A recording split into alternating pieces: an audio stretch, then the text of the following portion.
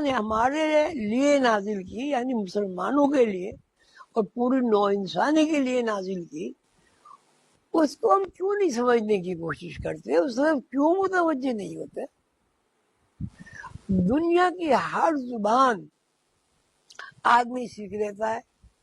اسے اگر زبان نہیں آتی تو عربی نہیں آتی، اور جس زبان کے الفاظ حفظ ہو جائیں اس زبان کے الفاظ کو سمجھنا کیسے مشکل ہے؟ تو آسان ہے، اصل تو لفظوں کا یاد ہونا ہوتا ہے، لفظ یاد ہوں گے تو اس کا ترجمہ ذہن نشین ہوگا۔ اب ایک آدمی پانی اس لیے کہتا ہے کہ وہ سمجھتا ہے کہ یہ پانی ہے،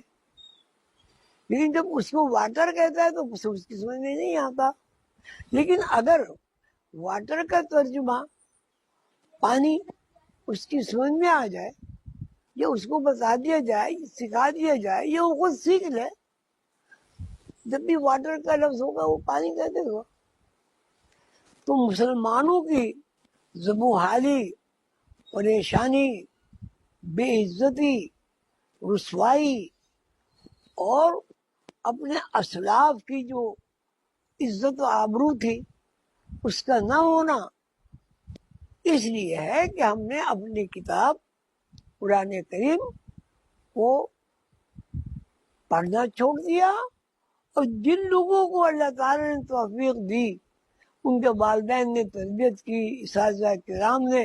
ان کے ساتھ شفقت کے ساتھ پیش آ کر ان کو قرآن کی آیات یاد کرائیں، سکھائیں، ان کو معزز ہیں قرآن